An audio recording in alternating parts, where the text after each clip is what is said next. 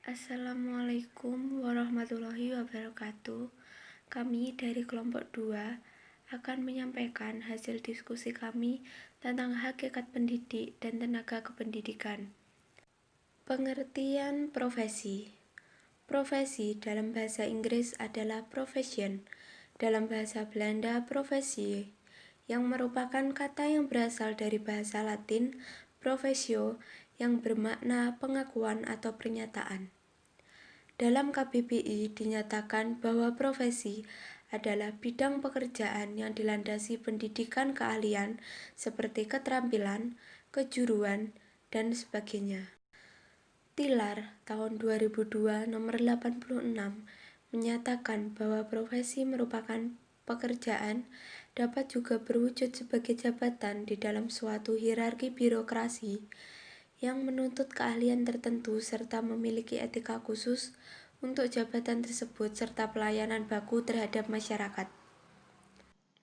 Tenaga kependidikan adalah anggota masyarakat yang mengabdikan diri dan diangkat untuk menunjang penyelenggaraan pendidikan.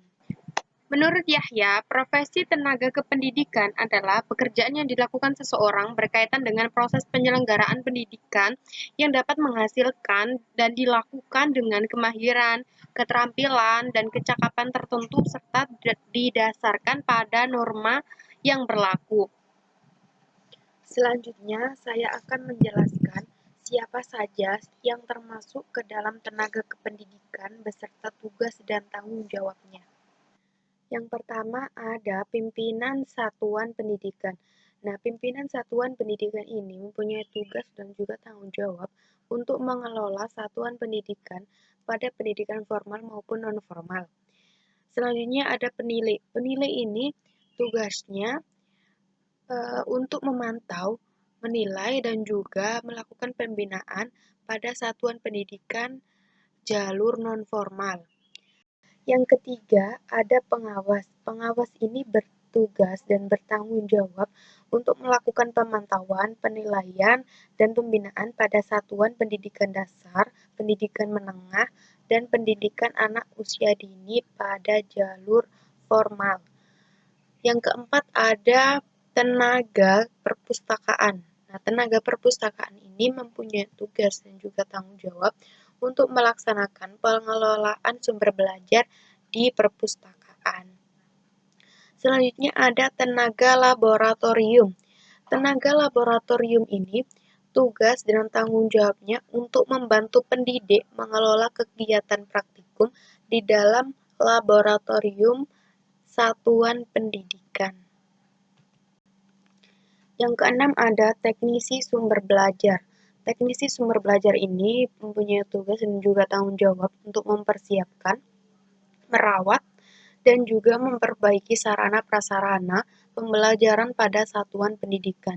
Dan yang terakhir adalah tenaga lapangan pendidikan. Tenaga lapangan pendidikan ini mempunyai tugas dan tanggung jawab untuk melakukan pendataan, pemantauan, dan pembimbingan. Pengertian pendidik. Kata pendidik berasal dari didik, artinya memelihara, merawat, dan memberi latihan agar seseorang memiliki ilmu pengetahuan seperti yang diharapkan tentang sopan santun, akal budi, akhlak, dan sebagainya. Menurut Ahmad Tafsir bahwa pendidik dalam Islam ialah orang yang bertanggung jawab terhadap perkembangan peserta didik dengan upaya mengembangkan seluruh potensi peserta didik, baik potensi afektif atau rasa, kognitif atau cipta, maupun psikomotorik atau karsa.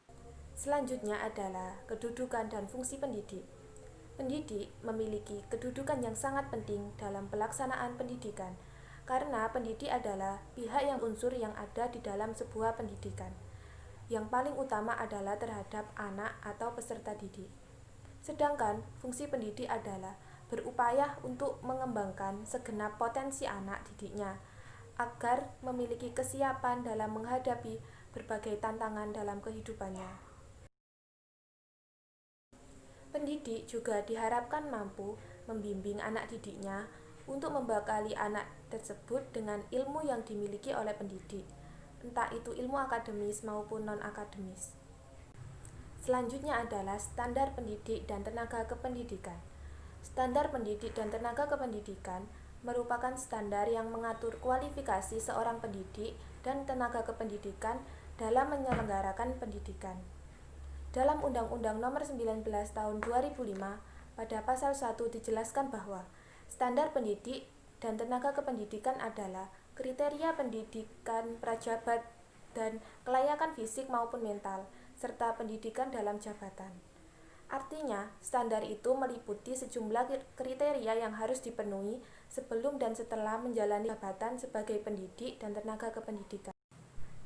Pendidik dan tenaga kependidikan harus memiliki kualifikasi akademik dan kompetensi sebagai agen pembelajaran, sehat jasmani dan rohani, serta memiliki kemampuan untuk mewujudkan tujuan pendidikan nasional.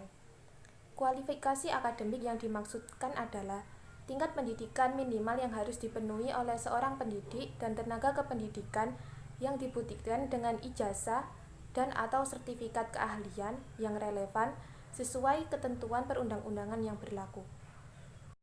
Demikianlah presentasi dari kelompok 2. Terima kasih.